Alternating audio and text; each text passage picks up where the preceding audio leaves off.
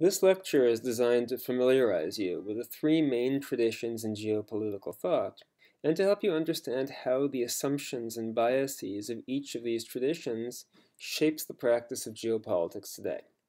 It's also designed to provide a little bit of historical background on some of the main issues that continue to impact the current geography of politics at a global scale.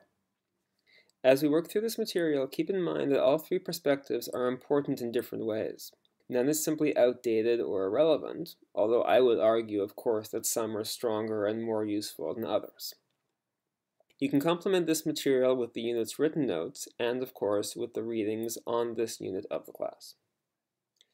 It's easy to assume that classical geopolitics, like daily newspapers or telegraph machines, is something whose time is long gone.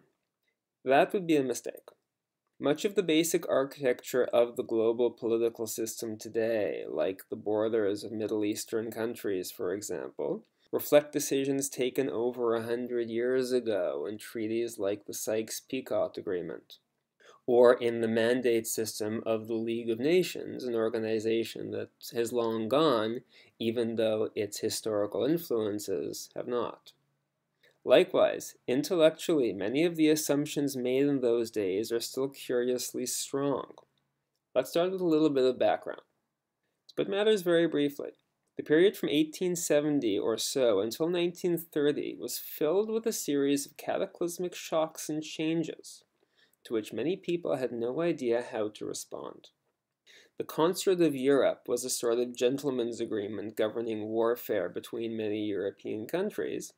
It worked fairly well from 1815 to 1870 or so, but by the 1880s it was manifestly falling apart. European countries that had previously been focused on cooperation and collaboration were now scrambling to get as many colonial possessions as humanly possible. Hence the so-called scramble for Africa, which drove European colonialism in Somalia, Ivory Coast, Ethiopia, and Rwanda, among other spots.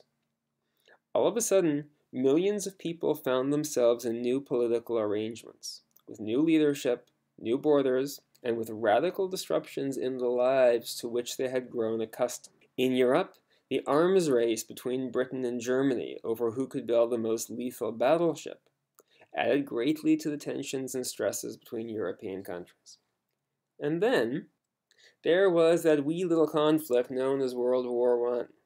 As many of you perhaps know, European countries heading into the war were expecting a short, easy fight, and had promised their populations as much. What they got instead was a bloodbath. In Sudan, in South Africa, and in Rhodesia, Europeans had previously used sophisticated weapons on people who didn't have them. In World War I, all of the countries at war were armed to the teeth, and the results were horrific. Lord Kitchener, who was at the beginning of the war the most decorated soldier in the British Army, warned ominously that the war would not end until the British had plumbed their manpower to the last million. Needless to say, the warning wasn't heeded, and most European countries lost more soldiers in the first 3 weeks of fighting than they had in the previous 100 years of colonial conquest. The war radically changed the relationship of Europeans to their governments, to military force, and to the rest of the world. And finally, there were the consequences of the war. Until 1914, much of the Middle East was under the control of the Ottoman Empire, based in modern-day Turkey. The Ottomans lost the war, lost their empire, and had many parts of it taken over by European colonists. This was the basis for the Sykes-Picot Agreement of 1917, which divided much of the modern-day Middle East into zones controlled by the British and French.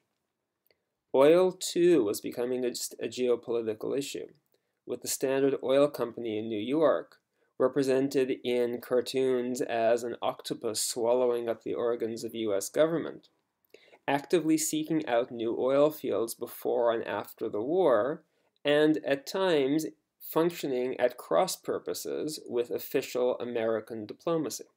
To make a long story short, this instability and volatility created a context where new understandings of politics were being actively sought out.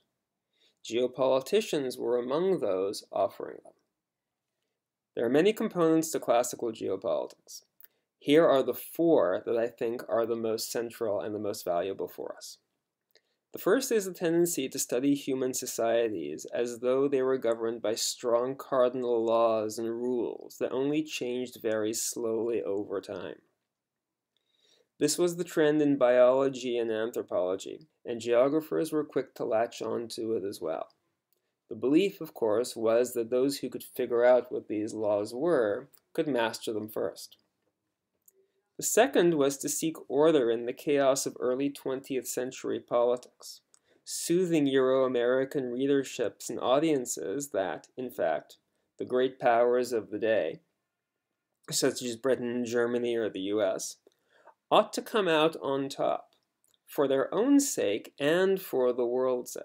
After all those poor people living elsewhere would surely suffer if there were more anarchy, right?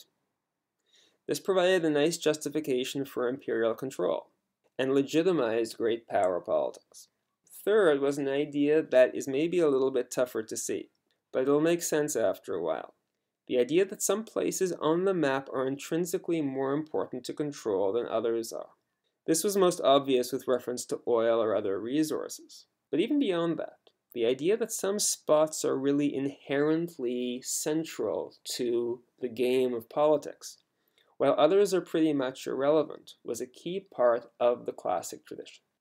Fourth and finally, the God's eye view of the world assumed that European scholars were in a position to know, to see, to assess, and therefore to make definitive judgments about how the world really is. The belief that ultimately, by seeing the world the way it really is, we can know what's going on is going to be a very powerful one and is going to have a lot of interesting consequences. Well, let's move into some examples. In Britain, Halford Mackinder was largely responsible for the articulation of British geopolitical interests and goals. In particular, he proposed a remapping of the British Empire away from East and Central Asia, which had long been a point of strength, as you can see on this map where the British Empire is highlighted in pink, but that he argued was becoming less and less important with changes in technology. Mackinder's argument lay in the idea that we were now, this is around the time of World War I, in a post-Columbian world, where power over land, as opposed to power over the sea, would matter most. Changes in technology had made control of this landmass intrinsically valuable to British wealth and prosperity. The argument was then mapped out for popular consumption, reducing the whole thing to a nice little jingle. Who rules East Europe commands the heartland. Who rules the heartland commands the world island. Who rules the world island commands the world. That provided keys to British supremacy in the world system. Stepping back here very briefly, the German school of geopolitics emphasized somewhat different concerns. For Friedrich Ratzel and Karl Haushofer, the state, rather than the empire, was the key spatial scale of concern. Germany had only become a country in 1870. Fearful that other European powers would weaken it, German geopolitics focused on the state as a, quote, living organism that required room to grow and expand. Ratzel in particular argued that we could characterize the world's people into vital and non-vital populations. The former could expand spatially and politically at the expense of the latter. Your textbook gives you a reasonable overview of some of these traditions as well. I just wanted to give you a little bit more detail so that you can understand them a little bit more clearly. After World War II, classical geopoliticians lost a lot of credibility. Haushofer, in particular, was aggressively adopted by the Nazis, and Ratzel's thought, even though Ratzel was no longer alive by that point, had been largely incorporated into Nazi political philosophies and theories. They were, in a sense, tainted by association. But many of the ideas of classical geopolitics lived on. Throughout the Cold War, as we're going to see in another lecture, many of the assumptions that US strategists and planners were making about the shape of the Cold War world were basically reheated classical geopolitics. In 2003, moving the clock a little bit further forward, in the run-up to the war in Iraq, former Pentagon advisor Thomas P.M. Barnett divided the world map into two different kinds of zones, a globalized core and a non-integrating gap, arguing that U.S. power over the gap, places that were, as he put it, having trouble with globalization, was both necessary and good. Invoking Halford Mackinder, Barnett bulldozed the differences between, say, Algeria, Burundi, and Cambodia, arguing that their most important qualities were what they lacked, i.e., the involvement of the US and other core countries in their economies and politics. And then, of course, President Bush's axis of evil, and the often repeated claims by the Bush administration that the road to peace in Jerusalem went through Baghdad, were likewise tropes from the era of classical geopolitics. Many of these assumptions, many of these ways of thinking about the world, are directly descended from the work of Mackinder, Ratzel, and other theorists of 100+ years ago. Critical geopolitics emerged in a very different context. By the 1960s, many of the ideas of the classical period seemed very simple-minded and antiquated. Urban uprisings in London, Los Angeles, and elsewhere highlighted dimensions of political power that few people in the academy had given a whole lot of thought to, especially with regards to class and race. The Vietnam War made the concept of the national interest very murky and very tough to define. As a result, critical geopolitics emerged as a counter to classical geopolitics, in order to develop different and, some would argue, better and more accountable stories of how we could account for the decisions that were being made in the global political system. In many respects, the French geographer and geopolitician Yves Lacoste was the first one to really get this tradition going. It was picked up by geographers in Britain and then later in the United States, and has continued to snowball since then. Part of critical geopolitics is focused on what we might call the geography of the world economy, the ways in which monetary flows, investments, and banking practices have really reorganized the global political map and reorganized power within global politics.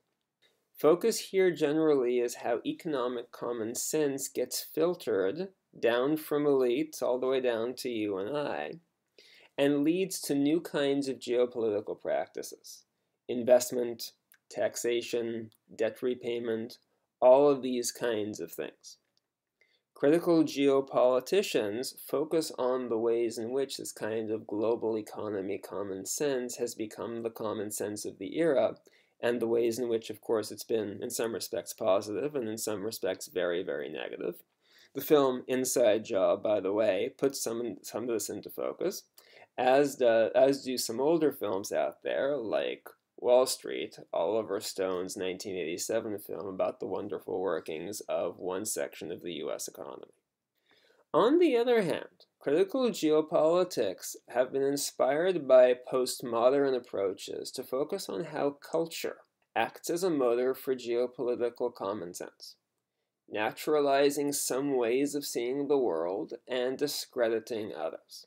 Jason Dittmer, who is an American geographer who works in London, has done a lot of work on Captain America comic books, in particular the portrayals of Chinese and Japanese characters, the portrayals of Germans, the portrayal of the US, and has suggested ways in which the portrayal of different places in the world in these comic books was used to indoctrinate a kind of geopolitical common sense. This is the second strand of critical geopolitics.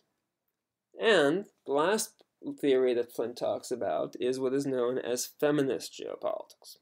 Feminist geopolitics focuses less on broad categories like culture and the economy, and more tightly on people's everyday lived experiences. There is a healthy body of research that focuses on, for example, the experiences of Indonesian migrants in Saudi Arabia, Sri Lankan and Hmong refugee communities in North America, which emphasizes the ways in which people's experiences are bracketed and structured by larger geopolitical forces. For example, migration policies, human traffickers, and things like this sort. As the name suggests, feminist geopolitics focuses in particular on the experiences of women and girls and on gendered experiences more broadly, but also emphasizes in a ground-up perspective on many issues in which gender may play one role but may not play the dominant role. In this class, a lot of the work we're going to be doing is going to focus on critical geopolitics and feminist geopolitics. That having been said, the assumptions of classical geopolitics will still be relevant and still be important for our understanding. Last point I'd like to make here. Unlike in some branches of international relations, the assumption here is not that you have to choose one theory or the other based on which you think is better. Very few people in the study of geopolitics today walk around saying, I'm a classicist or I am a critical geopolitician. It's quite different from, let's say, declaring yourself a realist or a liberal in international relations. Theories are tools, and sometimes they can help you see an argument, a point, or a problem a little bit more clearly. That's what they're there for. They are not an identity. Bear that in mind. It's very, very normal to move between different theories, to change your point of view on theories, to abandon some theories and come back to them later. This is all par for the course.